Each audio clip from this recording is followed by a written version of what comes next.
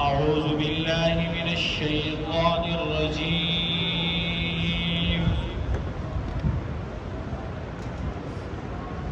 بسم الله الرحمن الرحيم.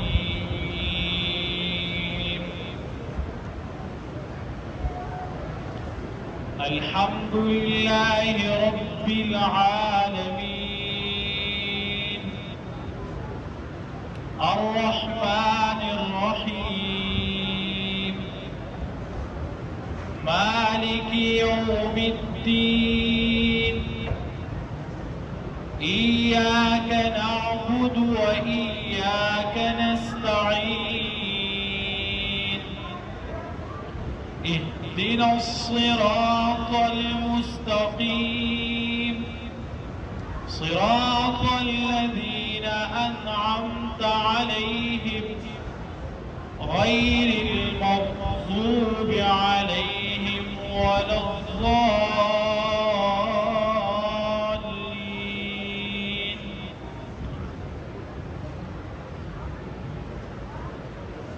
इंशाअल्लाह नन बद सूर्य फातिहे तर्जमा और तफसीर पूरा को जमा को ख्याल दाओ ची वजाहत पे बहार आयत के काफी हो बाजी मलगरी हुई ची दाढ़ी तफसीर जमन पर जहन की नहीं इंशाअल्लाह दा हर आयत सरा दागे मुनासिब तफसीर वको कसा खबरा जवाना कम वजाहत हुआ नशी तासु पे आयत बानी पोहा नशी तो बिल्कुल तासु दागे पवारे की तफूस कवल नशी सही देखने इंशाअल्लाह नन दोबारा दाऊद बिल्लाना तर्जमा हम शुरू को और दगा आखिरी व आयतों पात दी दागे तफसीर व सरहों को सूरह फातिहा में इंशाअल्लाह नन इख्तिताम तवरस अऊज़ु ज़पनानिसम बिल्लाहि व अल्लाह सरा या पनाह सिरोमा बिल्लाहि व अल्लाह सरा या पनाह अखलम बिल्लाहि व अल्लाह सरा मिनश्शैतानिर रजीम द शैतान रटले शुविना बिस्मिल्लाहि खास पनुम द अल्लाह अर्रहमान चाम मेहरबान दे अर्रहीम और खास मेहरबान दे शुरू खुर्जा अल्हम्दु तूल पटूल तारिफुना लिल्लाहि एक यौ यवाजी खास अल्लाह लरदी रब्बिल आलमीन ची तरबियत का उनके और पालुन के दटूल मखलूकात दे ये खबर रखूं इंशाअल्लाह मखिनो तर्जमा को तो कुरान पदी इब्तिदाई आयत के आगा लफ्ज दरब रागल है सलाम अलैहि जी और तो कुरान आखिरी आयत बागी के हम लफ्ज दरब रागल है आखिरी सूरत मिसाल बतौर कुल अऊज़ु बिरब्बिन नास मुबाई के हम लफ्ज दरब रागल है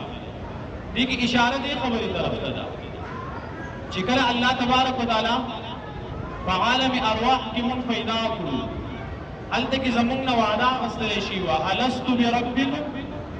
आइजस्ता सुरब ने मुन टूरो पयो आवाज सर जवाब ورکړو बला اولی نه یا الله ته زمون ربي او کله چې انسان په قبر کې کې خو دي شي فرشتي چې د خپل راشي تفوز بګي مر ربک ستارب سوق دی نو عالم ارواح کې د رب تبارک تفوشي او په عالم برزخ په قبر کې به هم د رب تبارک تفوس کیږي او د منځني ژوند بارک الله فرمایي ان الذين قالوا ربنا الله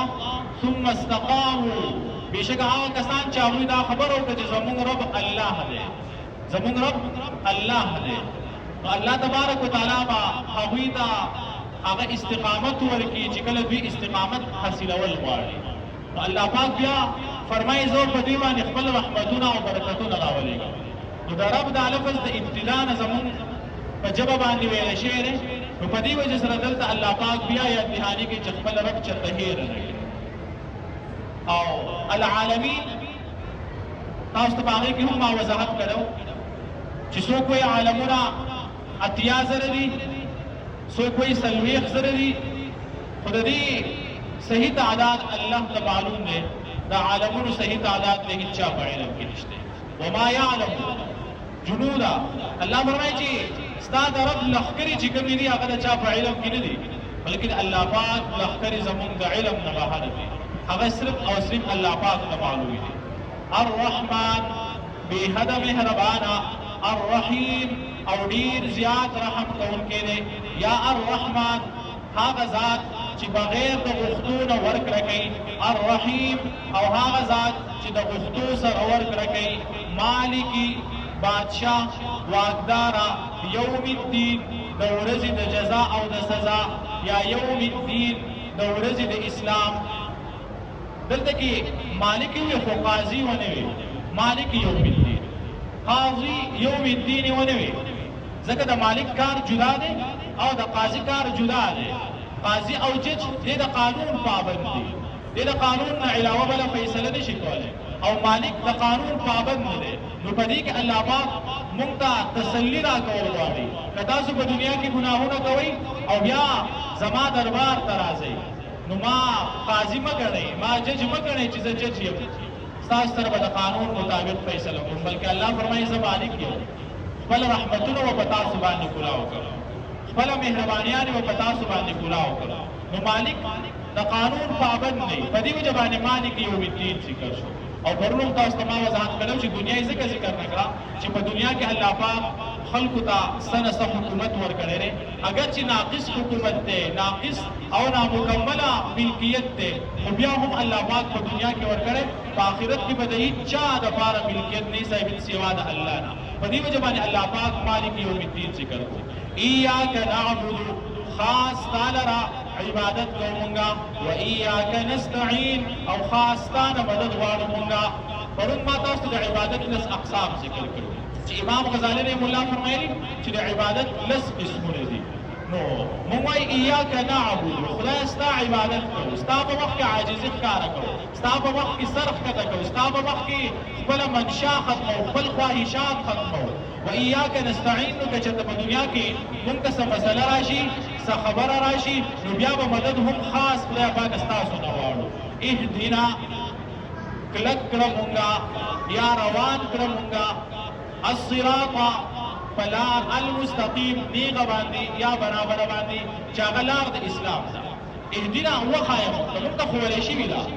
لار، مونږ ته څه کړی شي چې ښوولی شوي ده. بس به مونږ دعا کوو چې خدای په دې لاره مونږ روان کړي، یا په دې لاره باندې مونږ کلک کړي، یا په دې لاره باندې مونږ ته استقامت نصیب کړي. بس دا کومه لار ده؟ هغه لار د اسلام ده. او بیا مخکې الله تبارک وتعالی فرمایي صراط والذین، د صراط مستقیم تفسیر دی،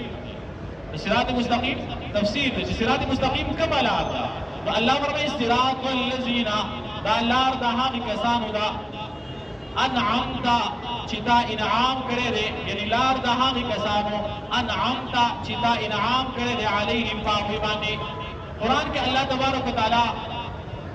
دا خبره ذکر کړې ده چې ما انعام په څلور قسمه خلکو باندې کړی. د الله انعام په څو قسمه خلکو شوی دي؟ په څلور قسمه خلکو. فاولئک مع الذین انعم الله علیهم من النبیین والصدیقین والشهداء والصالحین. څلور ډلې خلک دي. د ټول اول لار د هغې کسانو الله چې تا په هغوی انعام کړی دی، د نبیانو لار موږ ته واخلې، والصدیقین او د صدیقینو په لاره باندې موږ روان کړي. صدیق هغه چا ته ویل کېږي چې هغه د پیغمبرانو تصدیق وکړي او پیغمبران حق وګڼي، د هغوی تعلیمات حق وګڼي او هغه په خپل ژوند کې راولي. او دریم نمبر شهدا، شهید هغه چا ته ویل کېږي چې کله د حق او د باطل مقابله راشي نو دی بېچینه او بېقراره تر څو پورې چې د حق جاري کړی دی، یا یې حق جاري کړي او یا دا چې د حق جاري کولو سره سره دی د حق ته جاري کولو کوشش کوي او د الله په لاره کې شهید شي او د الله پاک دربار ته ورسېږي. نو موږ دعا کوو خدایه موږ ته د نبیانو لار وښیې، موږ ته د صدیقینو لار وښیې، موږ ته د شهیدانو لار وښیې. څلورم صراط الذین انعمت علیهم، خدای موږ ته هغه د صالحانو او د نیکانو خلکو لار وښیه. صالحان او نیکان هغه ته ویل کېږي چې هغه د ناروا او د بېحیایۍ نه ځان ساتي او نیکۍ طرف ته مائله اخلاق ښیي چې د هغوی سره په ناسته باندې خلکو ته الله یادېږي. صالحان هغه خلک دي چې هغوی ته په کتو سره الله یادېږي، د هغوی په خبرو سره د خلکو په علم کې اضافه راځي، د هغوی په خبرو سره د خلکو هغه عمل کې اضافه راځي. دغه صالحان دي. نو موږ د الله نه سوال کوو چې خدای پاک موږ ته صراط مستقیم وښیي. او بیا د صراط مستقیم تفسیر دا دی چې صراط مستقیم د هغې خلکو لار ده په کومو خلکو چې الله انعام کړی. نو انعام الله پاک په څو قسمه خلکو کړی دي؟ په څلور قسمه خلکو. نمبر 1 نبیان، نمبر 2 صدیقین، نمبر 3 شهدا، نمبر 4 صالحین. نو وایو صراط الذین لار د هغې کسانو انعمت چې تا انعام کړی دی علیهم په هغوی باندې غیر المغضوب نه لار د هغې کسانو چې غضب شوی دی علیهم په هغوی باندې، یعنې په کومو خلکو چې غضب شوی دی یا الله موږ ته د هغې خلکو لار وښیې، موږ د هغې خلکو په لار باندې مه روانې. بس مغضوب څوک دي؟ وایي مغضوب هغه خلکو ته ویلی کېږي چې سره د حقه چې دوی ته پته چې دا خبره حق ده او علم ورسره وکړي خو د خپل ضد په وجه باندې انکار وکړي، دغه خلک په مغضوب کې داخل دي. علم ورته خو د ضد او د حسد په وجه باندې چې خبره نه مني دغه خلک مغضوب دي. یا د مغضوب نه مراد یهودیان دي، ځکه یهودو باره کې الله تبارک وتعالی په خپله په قرآن کې فرمایي یعرفونه کما یعرفون ابناءهم. دا یهودیان دا پیغمبر علیه السلام داسې پیژني لکه څنګه چې خپل بچي پیژني، یعنی په خپلو بچو کې ورته شک کیدی شي خو په نبي علیه السلام کې ورته شک نشته، خو بیا انکار د بغض او د حسد د وجې نه کوي. لکه د یهودیانو زنانو ته هم پته وه چې نبي آخر الزمان چې به راځي په هغه کې به څه علامات دي، کومې علاقې ته به راځي، د هغه خویونه به څه وي، د هغه ملګري به څنګه وي. لکه د عبدالله ابن سلام رضی الله تعالی عنه دا د یهودیانو یو لوی عالم و، د ده ترور د تورات ماهره وه، د تورات علم و هغې ته ده ته یې خبر ورکړی چې نبي آخر الزمان یعنې کوم چې آخري نبي دی هغه به مدینې ته راځي او کله چې مدینې ته راځي د هغه سره به ملګري، هغه ملګري چې ورسره وي د هغوی جامې به سپینې، یعنې هغوی به سپینې جامې اغوستې. عبدالله ابن سلام رضی الله تعالی عنه وایي یو پیره زه د کجوري ونې ته ښتی وم، ما کجوري شو کولی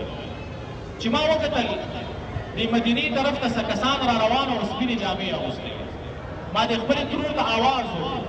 چې زما خیال دی هغه کسان رالل د کومو باره کې چې دا خبر راکړم چې دا به آخري پیغمبري او ملګري به یې ورسره وي. زه زر زر د دې ونې نه راکوشم، کجوري مې شو کولی وي، هغه څانګه مې کېنښوده، هغه څانګه مې هم د ځان سره واخېسته. چې کله زه لاړم ما وکتل ما د نبي علیه السلام مبارک مخ ولیدو، د هغه د خولې نه دا الفاظ وتل ان الوجه لیس بوجه کذاب، چې یقینا دا مخ د دروغجن سړي نشي کېدی، دا مخ د دروغجن سړي نشي کېدی. نو چې کله ما نبي علیه السلام مبارک ته وکتل زما د زړه تصدیق وکړو، زما ژبې اقرار وکړو چې دا مخ د دروغجن سړي نشي کېدی. نو ما په نبي علیه السلام مبارک باندې په هغه مجلس کې ایمان راوړ. او چې کله نبی علیه السلام خواته نږدې شو، نبی علیه السلام مبارک هغه بیان صحابو ته یې بیان اولني الفاظ چې ما د نبی علیه السلام مبارک د خولې نه واورېدل، نبی علیه السلام مبارک دا وفرمایل اعبدوا الله ولا تشركوا به شیئا، تاسو د الله عبادت کوئ، د الله سره څوک شریک مه جوړوئ. دویم افشوا السلام، تاسو سلام عام کړئ، محبتونه عام کړئ او د یو بل خیال ساتئ. اوس چې کله سلام عام شي په دې سره مینه محبت پیدا کېږي. نبی علیه السلام مبارک فرمایي څوک چې په سلام کې ابتدا کوي دا سړی د تکبر نه بری دی. زموږ خیال دی چې ما ته به خلک سلام کوي، زه به چاته سلام نه کوم. که د کوم سړي پړې کې دا خبرې چې ما ته د خلک سلام وکړي دا سړی دې پوه شي چې د پړې کې تکبر پروت دی. نبی علیه السلام مبارک با په سلام کې ابتدا کوله وایي تر دې پورې چې ماشومان به هم په نبی علیه السلام په سلام کې نشو مخکې کېدی نبی علیه السلام مبارک با په سلام کې په ماشومانو باندې مخکې کېدو د اسلام تعلیماتو کې دا دي چې تاسو سلام عام کړئ ځکه په سلام سره مینه محبتونه عام کېږي په سلام سره اتفاق او اتحاد راځي په سلام سره خیرونه او برکتونه پیدا کېږي نو امام نبی علیه السلام نو واورېدل چې نبی علیه السلام مبارک وفرمیل افشوا السلام سلام عام کړئ د قیامت د علاماتو نه علامه او نښه دا ده چې خلک به سلام بیا هغه چا ته کوي چې څوک پېژني چې چا سره تعلق نه بیا به د سلام نه کوي سلام هر چا ته پکار دی که چا سره زموږ تعلق یې او که تعلق نه او بل نبی علیه السلام مبارک وفرمیل اطعموا الطعام غریبانانو ته خوراک ورکوئ نبی علیه السلام مبارک دا وفرمیل ولین الکلام چې په خپلو خبرو کې نرمي پیدا کوي خپلو خبرو کې نرمي پیدا کړي د سختۍ نه کار واخلي ځکه د خولې نه چې دا کوم الفاظ راوځي یقین وکړئ دا خو یا د چا د زړه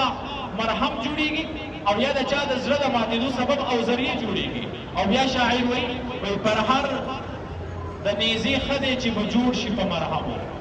پر هر د نیزې ښه دی چې به جوړ شي په مرهمو پر هر د ژبې بد دی چې به وي د عمر سره سم چاله دې سپېړه ورکړه چاله دې لوړ راواچو چاله دې مثال په طور هغه لټه ورکړه دا سپېړه به هېره شي دا تکلیف به ختم شي د لوړ دا تکلیف به ختم شي د لټې دا تکلیف به ختم شي خو چاته دې سخته خبره وکړه څه وکړه چې سخته خبره وکړه یاد ساتئ دا سخته خبره انسان ته د مرګه پورې یادوي دا بیا نه هېرېږي په دې وجه نبي علیه السلام مبارک وفرمیل تاسو په خپلو خبرو کې نرمي پیدا کړئ نو چې کله عبدالله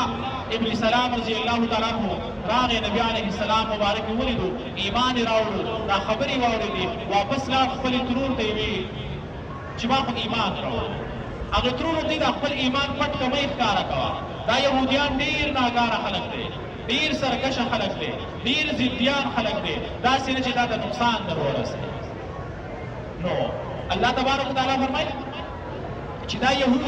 دا نبی علیه السلام د خپل بچو نه هم ښه پېژني خو ایمان پې ځکه نه راوړي چې دوی کورونو کې حسد دی بغض دی نو موږ دعا کوو غیر المغضوب علیهم او نه لار د هغې کسانو چې غضب شوی دی علیهم په هغوی باندې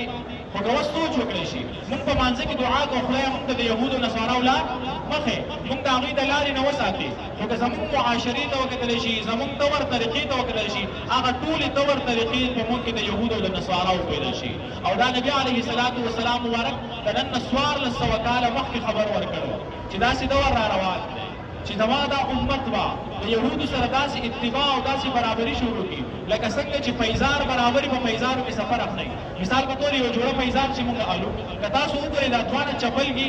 دا په سایز کې هم برابر دي په ډیزاین کې هم برابر دي په ګنده کې هم برابر دي څوک پکې څه فرق نشي راویستی نبي علیه السلام فرمایي چې دا امت دوی به هم د یهودو سره او نصاراو سره داسې برابري شروع کړي تر دې پورې چې په یهودیانو کې 2 فرقې جوړې شوي وي په دې امت کې به 3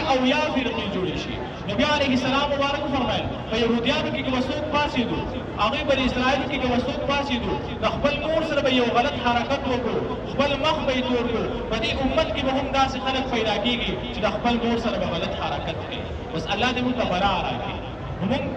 د خدای نه به دعا کوو چې دا څه موږ په مانځه کې وایو چې الله پاک دا خبرې په هر زموږ په ژوند کې راولي موږ د هغې یهودو د نصاراو د طور طریقې نه هغه خلاف وکړو موږ د نبي علیه السلام مبارک په طور طریقو باندې عمل وکړو د نبي علیه السلام سنت خپل کړو نو چې بیا کله موږ لمونځ کوو نو زموږ لمونځ به قبلېږي هم زموږ په مانځه کې به توجه وي زموږ لمونځ به موږ د بېحیې او د ناروا کارونو نه هم منع کوي زموږ په لمونځونو باندې به زموږ مسایل او مشکلات او پریشانیانې هم حل کېږي نو موږ دعا کوو خدایه چې موږ ته لار د هغې کسانو وښیې چې په کومو باندې غضب شوی ولا الضالین او نه لار د ګمراهانو ګمراه هغه خلک دي چې هغوی سره علم نه وي د کوم علمۍ په وجه باندې ګمراه شي لار ته خطا شي نو مغضوب علیهم هغه چې هغوی سره علم وي خو د ضد په وجه باندې حق نه مني او ضالین هغه چې د علم د کمۍ په وجه باندې ګمراهۍ ته لاړ شي یا د مغضوب علیهم نه مراد یهودیات دي او د ولا الضالین نه مراد هغه نصارا دي او بیا موږ وایو آمین د آمین دعا ده د دې معنی راځي یا الله قبوله کړي دا دعا زموږ بس په قرآن کې ځکه نه ده لیکلی شوي د آمین په قرآن کې ځکه نه دی لیکلی شوی چې دا آمین په احادیثو کې راغلی دی خو د قرآن حصہ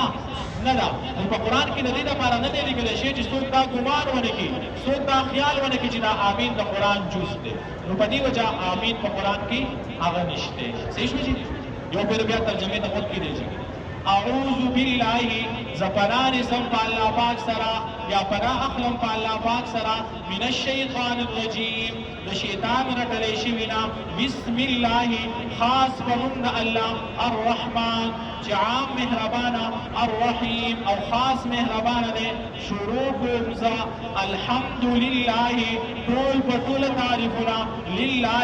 ایک یو یوازی یا خاص اللہ لردی رب العالمین چی تربیت کو ان کے او پالن کے دا مخلوقات دے الرحمن عام مہربان الرحیم او خاص مہربان دے مالکی بادشاہ یا مالکی واقدار یوم الدین دورز دا جزا او دا سزا لے ایاک نعبدو خاص تانا عبادت کو منگا و ایاک نستعین او خاص تانا امداد وارو منگا اہدنا روان کو منگا یا کلب کرا منگا الصراط فلار المستقیم نیغا او برابر باندی چاہا غلار دا اسلام دا صراط والذین لار دا حاغی کسانو انعمتا چتا انعام کرے دے علیہم باغی بانی غیر المغضوبی لار دا حاغی کسانو چی غضب شوے دے علیہم باغی بانی والضالین او نلار دا گمراہانو